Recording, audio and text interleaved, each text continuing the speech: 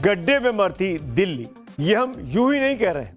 सड़क पर खोदे गए गड्ढे में 25 साल के एक नौजवान की मौत कब होती है? ये तब होती है जब सिस्टम ही मर जाए। देश की राजधानी दिल्ली में दरअसल यही हुआ है। आपके टीवी स्क्रीन पर ये उसी गड्ढे की तस्वीरें हैं।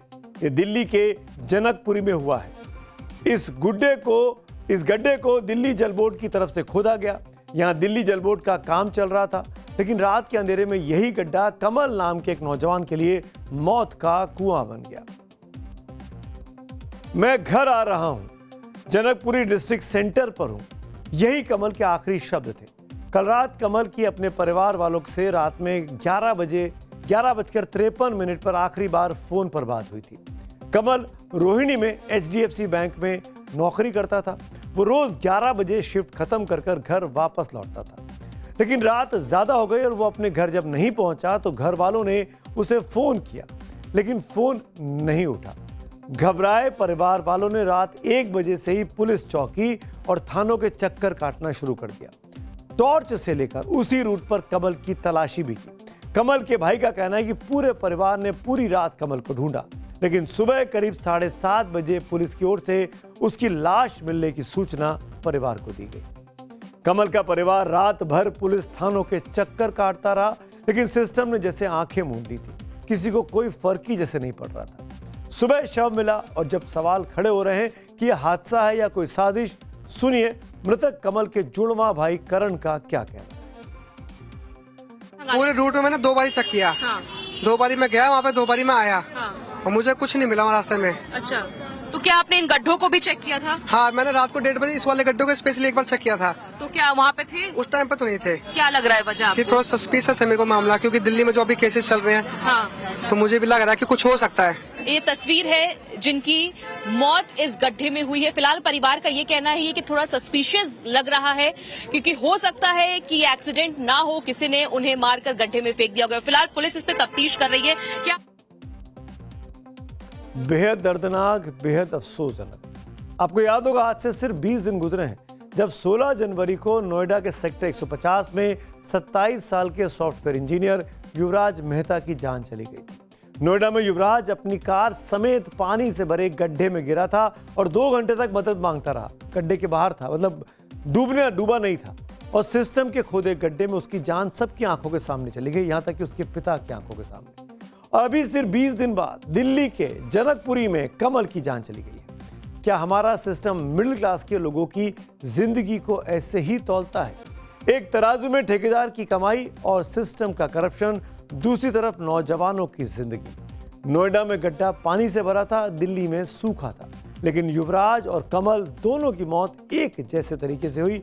एक 27 साल का था, एक 25 साल का था। दिल्ली देश की राजधानी है। यहाँ देश की सबसे बड़ी पंचायत संसद भी है। यहाँ देश की सबसे बड़ी अदालत सुप्रीम कोर्ट है, जहाँ हर गली में CCTV कैमरे लगे होने के दावे दिल्ली पुलिस करती है। लेकिन उसी दिल्ली के जनकपुरी में सड़क पर एक गड्ढा खुला पड़ा था। ना कोई चेतावनी, ना कोई साइन बोर्ड। जो बैरिकेड लगाए गए थे वो भी नाकाफी थे। ऑन द स्पॉट से हमारे सहयोगी अनुज मिश्रा की जब आप ये ग्राउंड रिपोर्ट देखेंगे ना, तो आंखें खुली की खुली रह जाएंगी। अक्टूबर से ही ये सड़क जो है वो बंद था। एक तरफ का ही रास्ता जो है वो खुला हुआ है। सामने आप तस्वीरों में देख सकते हैं, ये एक तरफ का रास्ता खुला हुआ है, लेकिन ये रास्ता जो है वो बंद था। लेकिन जो चश्मदीद हैं, जो आई विटनेस हैं, उनका साफ तौर पे ये कहना है कि सामने जो आप बैरिकेड देख रहे हैं और बीच में जो पर्दा देख रहे हैं वो आज सुबह लगाया गया। यानी उन दोनों बैरिकेड के बीच में बाकायदा इतना जगह है कि बाइक आराम से आ सकती है। और यही वजह है कि शॉर्टकट की वजह से कई लोग जो हैं वो इस जो वो खुला हुआ हिस्सा था वहां से आने की कोशिश करते थे। ये मिट्टी जो आप देख रहे हैं, इसके बारे में भी आई विटनेस का ये कहना है कि ये सुबह के वक्त ये मिट्टी जो है वो डाली गई थी, यानी इतनी मिट्टी यहाँ पर नहीं थी।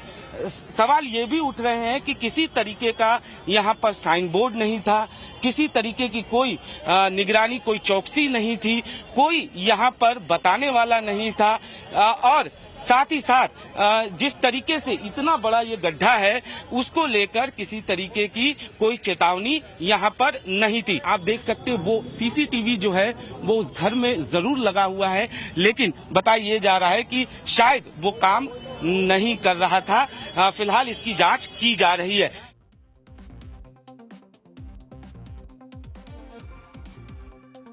जिस सड़क को दोनों तरफ से बंद बताया जा रहा है वो सड़क पूरी तरह से बंद नहीं थी। दो बैरिकेड के बीच इतनी जगह छोड़ी गई थी कि बाइक आराम से निकल जाए। दूसरी तरफ ना डिवाइडर, ना रोशनी, ना कोई चेतावनी। मेरा सवाल है, अगर इसे सुरक्षा कहते हैं तो असुरक्षा किसे कहा जाएगा? और इतना ही नहीं, पुलिस की तरफ से दावे किए गए कि रात में तलाशी की गई थी, टावर लोकेशन निकाली गई, 2 घंटे सर्च भी चला, लेकिन सवाल है कमल की डेड बॉडी मिली कब? जब सुबह एक आम आदमी ने पीसीआर को कॉल किया, यानी सिस्टम को लाश ढूंढने के लिए भी नागरिक की जरूरत पड़ी। क्या करती है हमारी पुलिस? विजुअल में जो गड्ढे का साइज दिखाई दे रहा है उसमें तो लगता है कि पूरी की पूरी बड़ी बड़ी कारें भी समा सकती हैं अगर रास्ता बंद ना हो तो। बाइक की क्या औकात? करीब 20 फीट चौड़ा, 20 फीट लंबा एक गड्ढा दिखाई दे रहा है, इसमें अंदर कोई भी समा सकता है। और ये वहाँ का सीवेज लाइन है, उसको ठीक करने का काम किया जा रहा है। ये देखिए साइज, यहाँ अगर आप बिग वॉल पे देखें, इतना बड़ा गड्ढा है, इसमें बाइक सवार तो क्या, इसमें कम से कम 10 बाइक सवार भी एक साथ गिर सकते हैं, और इसको ठीक नहीं किया गया। और जब ये दुर्घटना घट गई, कमल हमारे बीच में नहीं रहा, पूरा परिवार परेशान रहा, तब सुबह होते से ही पॉलिटिकल टूरिज्म इस जगह का, जनकपुरी का, चालू हो गया। ऐसे ऐसे नेता भी पहुंच गए इसको देखने के लिए जो जनकपुरी से दूर से चुनकर आए, पर पॉलिटिकल टूरिज्म तो करना था उनको। पहुंच गए, कार्रवाई की जाएगी, कार्रवाई कर दी गई। कार्रवाई किस पे हुई? फिर 3 जूनियर इंजीनियर पर। हमेशा की तरह जूनियर इंजीनियर को जिम्मेदार बता दिया जाता है, चाहे नोएडा का मामला हो, चाहे इंदौर का मामला हो, जूनियर इंजीनियर मारे जाते हैं। जो बड़े बड़े नेता ठेकेदार बैठे हुए हैं उनका साथ क्या होता है मुझे बताने की जरूरत नहीं है। जनकपुरी पुलिस स्टेशन में ठेकेदार और दिल्ली जल बोर्ड के संबंधित अधिकारियों के खिलाफ धारा 105 BNS यानी गैर इरादतन हत्या के तहत मुकदमा दर्ज किया गया है। फॉरेंसिक टीम मौके पर पहुंचकर जांच कर रही है। इसी बीच प्रतिपक्ष के नेता राहुल गांधी ने एक पोस्ट करके सवाल खड़े कर दिए हैं। राहुल ने लिखा, हिंदुस्तान में फैली लालच और लापरवाही की महामारी, आज फिर एक युवा की जान ले गई। असली कातिल सड़क नहीं, गैर जिम्मेदार सत्ता है। क्योंकि अब सवाल उस हर आदमी का है जो रात में घर लौटता है और भरोसा करता है कि उसने तो पूरा टैक्स दिया है, वो तो ईमानदारी का पैसा कमा रहा है, उसको कम से कम सड़क अच्छी मिलेगी, सड़क पर रोशनी मिलेगी, सड़क पर अगर कुछ दुर्घटना घट गई तो अस्पताल अच्छे मिलेंगे। अब उसकी जान नहीं जाएगी, लेकिन ऐसा होता नहीं है। जान भी जा रही है, सड़कें भी खराब हैं, और ये राजधानी का आलम है, ये NCR का आलम है जो नोएडा में हुआ। अब सवाल उस हर आदमी का है जो रात में घर लौटता है, जैसा कि मैंने बताया, लेकिन दिल्ली की सड़कों पर गड्ढे मौत का इंतजार कर रहे हैं। और सिस्टम जांच से याद आया, नोएडा के जिसका मैं जिक्र कर रहा था, सेक्टर 150 में युवराज की मौत पर जो घटना हुई थी उसकी SIT बनी थी, वो जांच पूरी कर ली गई है। SIT ने 600 से अधिक पन्नों की रिपोर्ट यूपी सरकार को सौंपी। मुख्यमंत्री के कहने पर SIT बनी थी। रिपोर्ट में नोएडा प्राधिकरण, पुलिस और रेस्क्यू टीमों SDRF और NDRF को भारी लापरवाही के लिए जिम्मेदार माना गया है। अवैध 70 फीट खुदाई और सुरक्षा मानकों की अनदेखी उजागर हुई, यह भी रिपोर्ट में लिखा गया है। दूसरी तरफ इलाहाबाद हाईकोर्ट में MZ विस्टाउन के मालिक अभय कुमार ने हेबियस कॉर्पस याचिका दाखिल की थी। अभय कुमार ने हेबियस कॉर्पस याचिका को हाईकोर्ट ने न सिर्फ मंजूर किया बल्कि उनको रिहा करने का आदेश भी दे दिया। आपको बता दें कि हेबियस कॉर्पस होता क्या है।